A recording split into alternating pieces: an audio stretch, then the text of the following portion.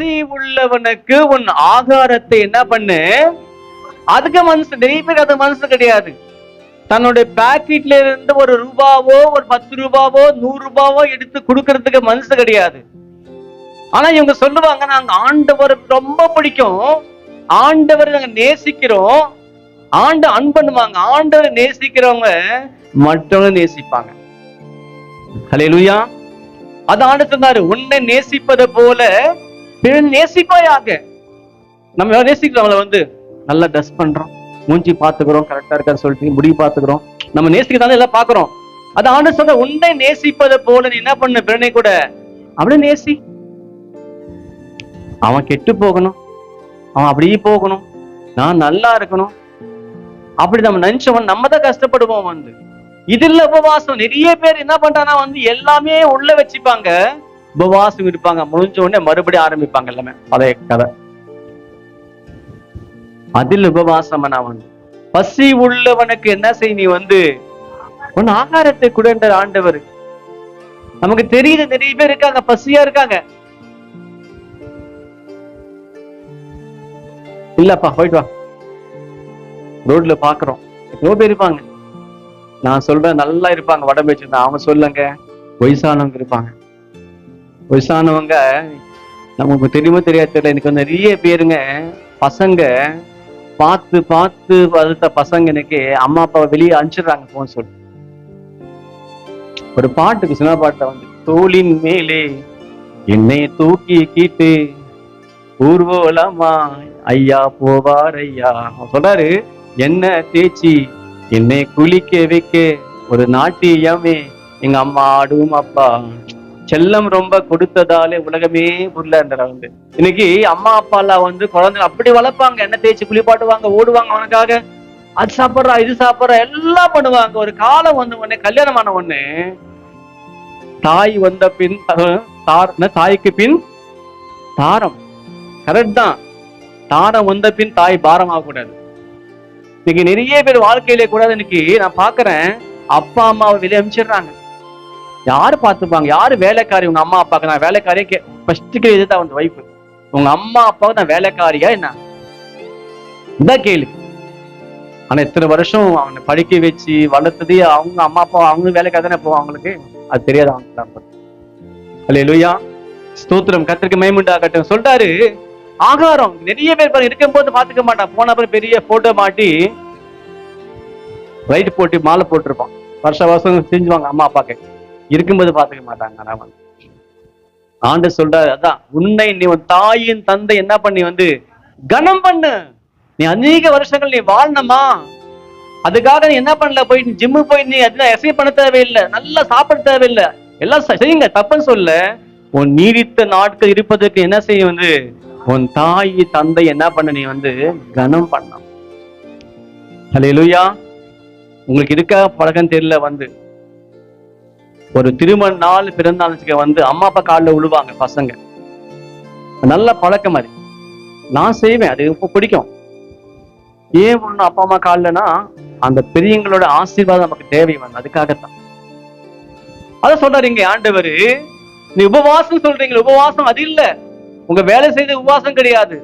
பசி உள்ளவனுக்கு உனக்கு தெரியுது, ஒருத்தன் கஷ்டப்படுறான், உனக்கு தெரியுது, என்ன பண்ணாத உன் மனசாட்சி அப்படியே ஓரமா வச்சுட்டு அதை மனசு இறங்கி என்ன பண்ண, அவனுக்கு ஆகாரம் கூட இருக்கிறதுல தெரியுமா, பெரிய புண்ணியம் தெரியுமா, அன்னதானங்க. நீங்க எவ்வளவு பணம் கொடுத்தா கூட வேண்டாம் சொல்லவே மாட்டான், எனக்கு சாப்பாடு போட்டு பாருங்க, போதுங்க, சந்தோஷம், நல்லா இருக்கு, நல்லா இருங்க. நான் அதுக்காக தான் 3 இப்ப நான் வாங்கி கொடுப்பேன். ஒண்ணு ப்ரொவிஷன் வாங்கி கொடுப்பேன், 3500 ரூபாய் 4000 ரூபாய் ஒரு மாசத்துக்கு தேவை என்னென்ன வேணுமோ எல்லாம் வாங்கி கொடுத்துருவேன். அப்படி இல்லையா, 2வது மெடிசன் வாங்கி கொடுப்பேன், ஏன்னா ரொம்ப முக்கியம், அது மாத்திரை கண்டிப்பா முக்கியம், எல்லாருக்கும் மெடிசன் வாங்கி கொடுப்பேன். 3வது ட்ரெஸ் வாங்கி கொடுப்பேன்.